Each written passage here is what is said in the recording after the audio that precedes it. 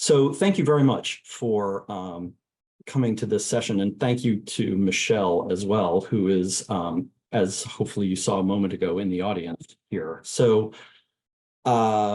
we wanted to, I will be presenting, I wanted to talk about the project NCMA Explore. NCMA, of course, stands for the North Carolina Museum of Art. And this is a project to present the objects in the NCMA's collection in new ways, to develop materials for the NCMA's educational outreach programs to K-12, and mostly the NCMA Explore project is aiming at the middle school audience, so grades 6 through 8, 6 through 9, to create virtual field trips to historic sites. And NCMA Explore is a collection of digital assets, and in some ways I hesitate to use the word gamified because it is somewhat overused in this context, but as you'll see, deliberately gamified immersive experiences that teach about ancient civilizations through objects in the museum's collection. And it focuses currently on the 5 ancient civilizations that are represented here: ancient Peru, ancient Mexico, Greece, Rome, and Egypt.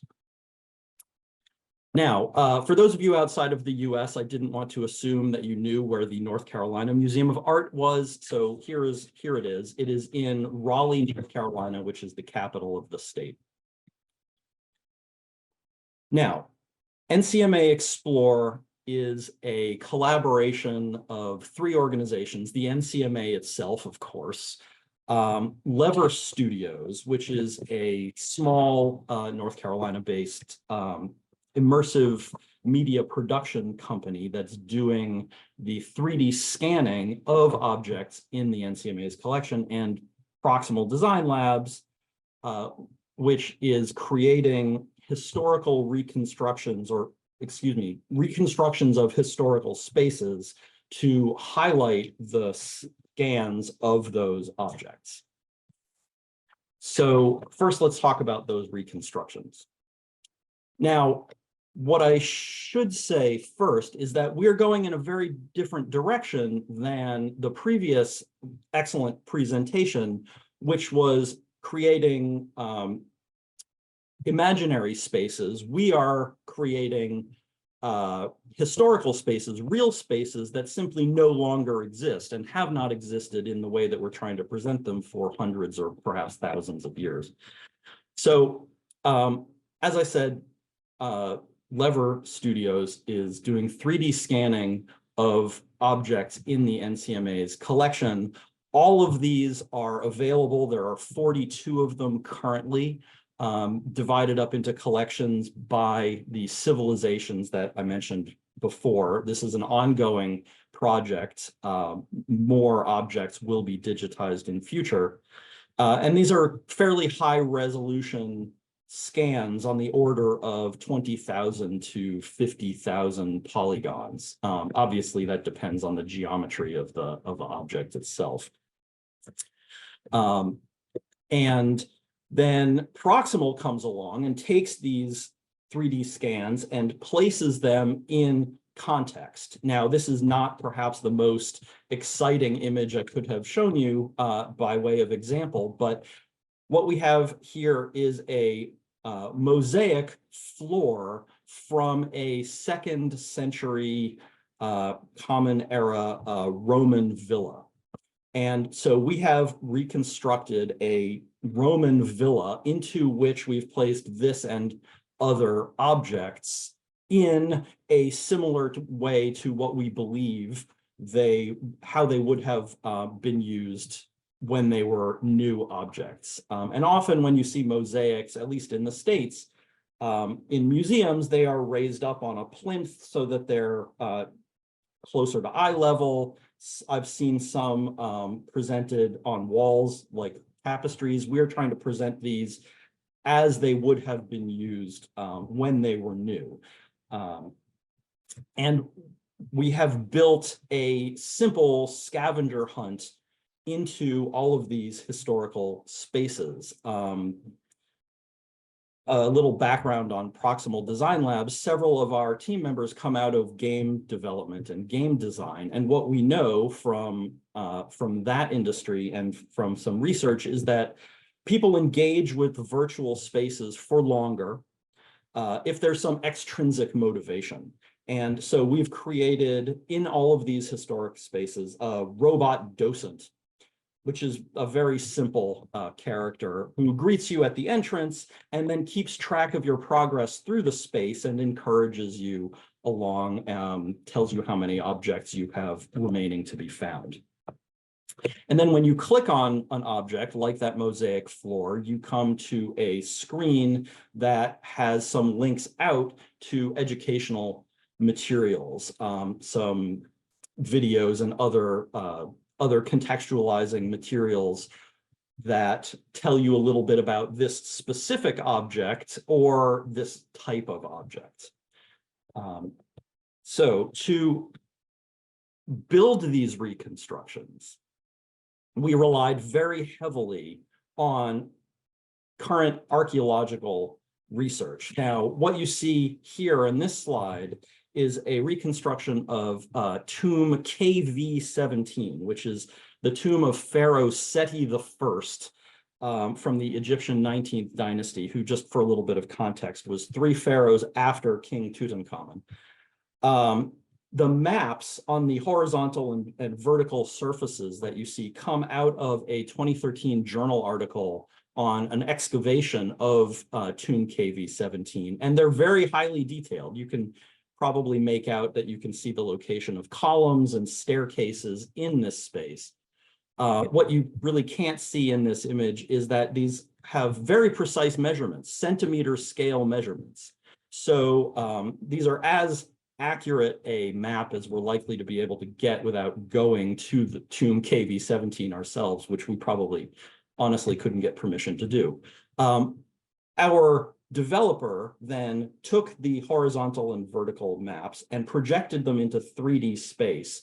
And what you see hovering in the center there is the volume of tomb KV-17, which became the outline for our reconstruction.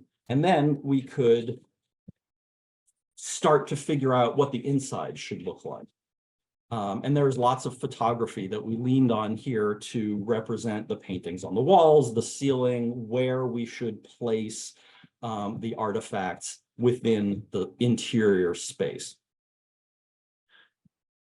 Now, this is obviously an interior space, and we also built some reconstructions of exterior spaces. This is not a reconstruction, obviously. This is a photograph. It is a photograph of an archaeological site in northern Peru, the, forgive me if I mispronounce this, the Chotuna Chornonkap site from the Sikan culture.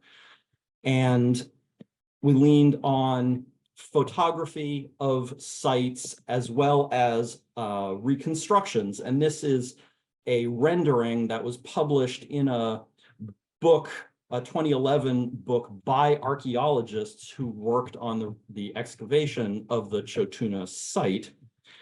And then we tried to make our reconstruction look as much like the photography and the reconstructions as possible. So that the experience of walking around in the space is as realistic as we could possibly make it. Now, obviously, we made a few leaps here. For example, the material of the roofs, right? There wasn't a lot to lean on in terms of how to reference that material. And you can see in the background on the right, there's a pyramid in the background. That currently is extremely damaged from looting. Over hundreds of years. But there was some archaeological research that we found that speculated about what that looked like when it was new. And so we built it to look like that. The idea was to create a space that was as close to what current archaeology believes the space looked like in its heyday. So I don't know how common, in the United States, we have something called living history museums, and I don't know how common those are outside of the United States, forgive me. But obviously, we're not creating a living history museum here because those require creating a much larger environment as well as actors to portray the humans who would have been in that space. But we're trying to move in that direction so that students can interact with museum objects and environments in realistic spaces, and teachers can use this active learning to better engage their students with history. So now talk about some of the games that are built into these spaces as well. Now, NCMA Explore has 5 ancient cultures, and there are 5 single-player mini video games, one for each ancient civilization, and each video game relates thematically to the objects that are featured in the historic space. So this is, I think fairly obviously, the video game made for Egypt. And these are very simple video games, take about 15 minutes to play, not complicated.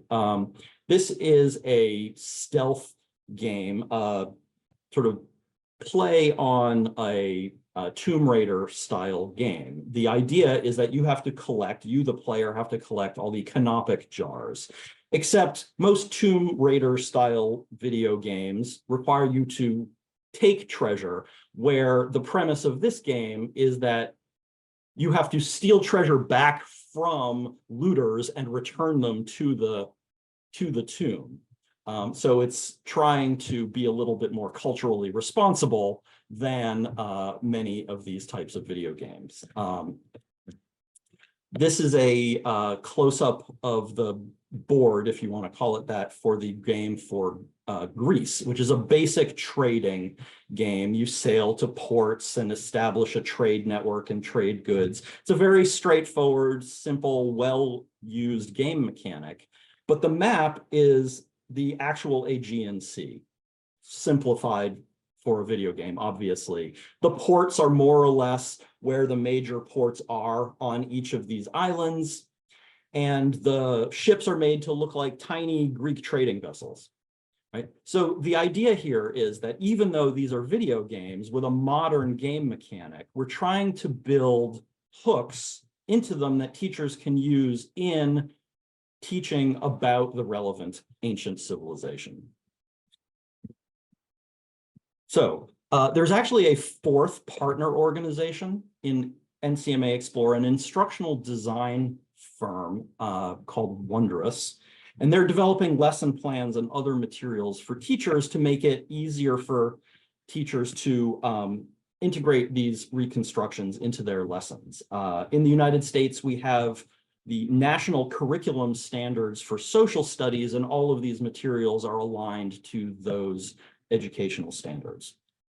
So what we have here is some materials that the teacher can use in class or students can use outside of class that drill down into the relevant ancient culture and go into more detail that ties into the curriculum that the teacher might be using, as well as the NCMA Explore historical space. And there are assignments and exercises that teachers can use, like, for example, a discussion topic for perhaps slightly older kids who are able to tackle a complex topic, like what is an appropriate location for ancient artifacts, right? This is very much a hot topic of conversation, even among adults. So what comes next is that by the end of January, we expect to have the official launch of NCMA Explore with a new entrance space, which is an abstract version of the physical museum in North Carolina, through which all of these historical spaces and games will be accessible. We are currently working on getting funding for phase 2 of NCMA Explore. I think I don't need to tell this audience how time-consuming that sort of process can be. The idea is to add more cultures and more artifacts for each culture within each, as well as different ways to interact with those artifacts. Such as this, for example. This is a whistling pot from ancient Peru. The idea is that the non-player characters can actually interact with the users in some more or less realistic ways. We'll show you how to play the instrument and then hand it over to you so that the object itself has some interactivity to it. And I am dancing around the topic of AI a little bit here, and what we're thinking about doing for phase 2, something we're still trying to work out how to implement, is to make it possible to have real interaction with non-player characters.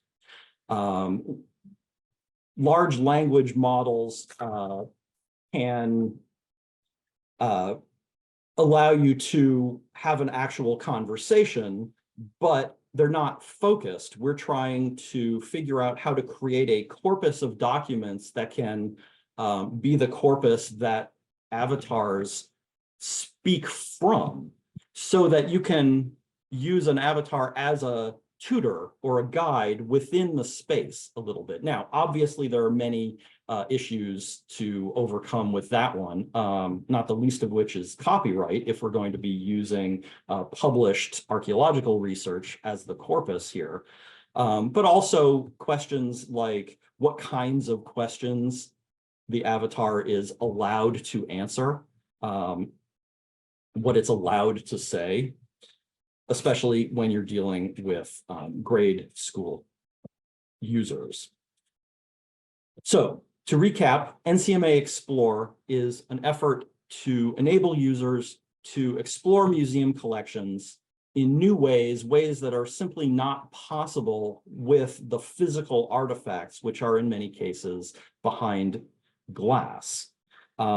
And this, of course, is only one museum's worth of objects. Another thing that we would like to be able to do in future is to pull multiple museums' worth of objects into a shared space, because, for example, Egyptian grave goods are in many museums across the world. And to be able to allow users to interact with a space that's full of objects which are in the physical world all over the world would make for a much richer experience, leveraging the skills of game design and environment design to allow users to interact with artifacts in ways that aren't possible in the physical world, and to inhabit historical spaces in new ways. Thank you very much.